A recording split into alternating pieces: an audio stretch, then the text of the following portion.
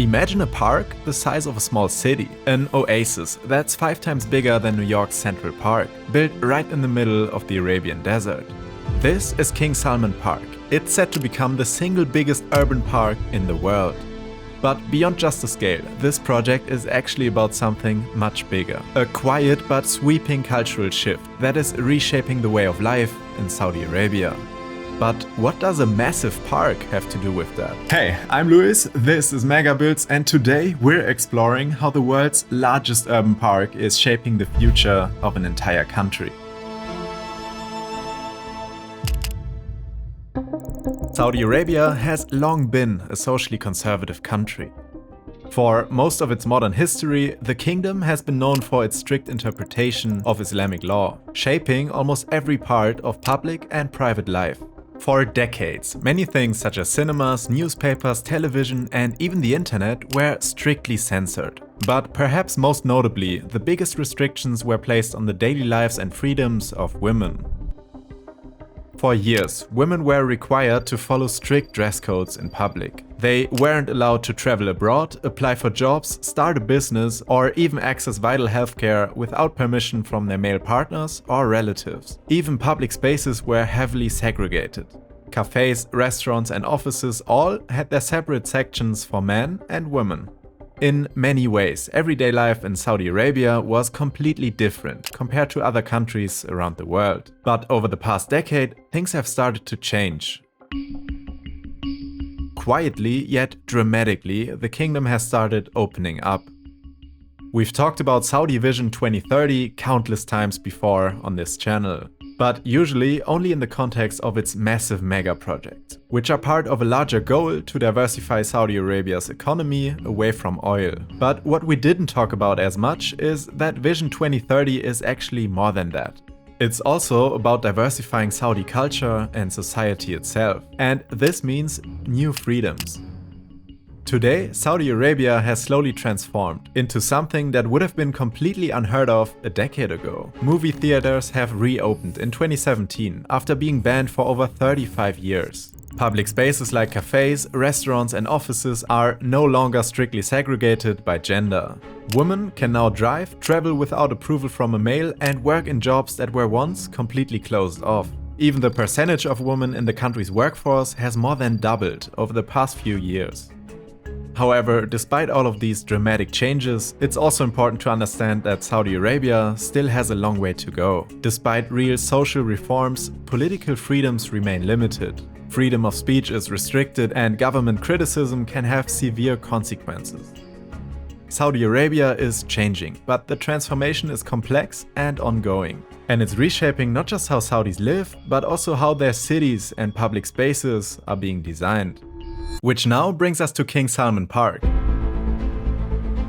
At its core, it's a massive urban area that is currently being developed right in the middle of Riyadh. Built on top of the old Riyadh airbase, it's set to become the largest urban park in the world, with a total area of around 16 square kilometers. For comparison, New York's massive Central Park is only a measly 3.4 square kilometers. At this scale, calling it a park almost feels like an understatement. Maybe a small city would be more appropriate. Because that's basically what it is. And inside, you won't just find trees and walking trails. The whole area will also be made up of many different sections, each with their own unique purpose. And before we take a look at that, quick thanks to CyberGhost VPN for supporting the channel. By now, you probably heard us talk about VPNs. I've been using CyberGhost for over a year now, and honestly, it just works. Whether I'm working on videos at home or while traveling, I like knowing that my data isn't being tracked or sold. What I really like is that you can use CyberGhost on up to 7 devices. I've got it on my laptop and my phone, but you can even share it with your family and friends. And it also lets me watch content that might normally be blocked where I live. Overall, it's just really simple to use. You can either pick from over 100 countries yourself, or just let it choose the best location for you. And then you just hit this button, and that's it.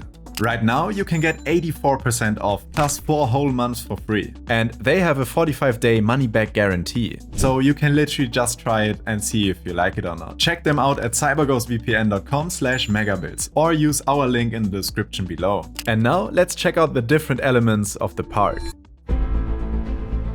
First, and probably most iconic of them all, is the Royal Arts Complex. At over 500,000 square meters, this enormous facility will serve as a cultural hub. One of its main attractions is the Museum of World Cultures, an imposing triangular monolith that slopes 110 meters above the ground. As the name suggests, this museum will showcase artifacts from different cultures all over the world. There's also the National Theatre, which will have a capacity of 2,300 seats. This venue is designed to be a multi-purpose space, capable of hosting various events such as operas and concerts. Surrounding these, there will also be an exhibition dome, a massive library, and various studios and art galleries. The entire complex is not just a place to look at art, it's also meant to be a space to make it. Overall, the Royal Arts Complex represents a transformation in society, one that is more open and expressive. Another important element of King Salman Park is the Visitor Pavilion. Located just to the south of the Royal Arts Complex, spanning around 90,000 square meters, this section of the Megaproject serves as the main entrance to the rest of the park. Its design is based on the principles of Salmani architecture, which mixes traditional techniques and materials and interprets them in a modern context. The pavilion includes an auditorium, a conference hall, a plant nursery, restaurants, shops, and a library. There's also a rooftop sky pavilion that offers breathtaking views of the entire park, as well as the Riyadh skyline. Aside from these two main attractions, King Salman Park will also be home to a wide range of sports and entertainment venues, reinforcing its role as a new center of public life in Riyadh. First, there will be a massive sports complex that will offer indoor and outdoor facilities.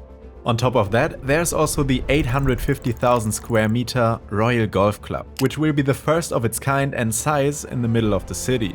But for those who want to get a little bit more action, they got a dedicated skydiving center. Because what better way than to take in the sheer scale of this park than from high above? But aside from everything we've already mentioned, King Salman Park is also designed to be a place where people can actually live.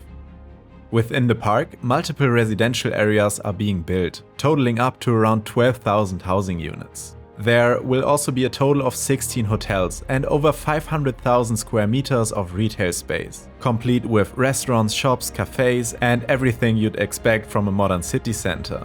All of these are designed to be fully integrated with each other, offering residents and tourists easy access to the rest of the park and its amenities. But of course, no park is complete without actual green space. And this is where King Salman Park truly lives up to its name.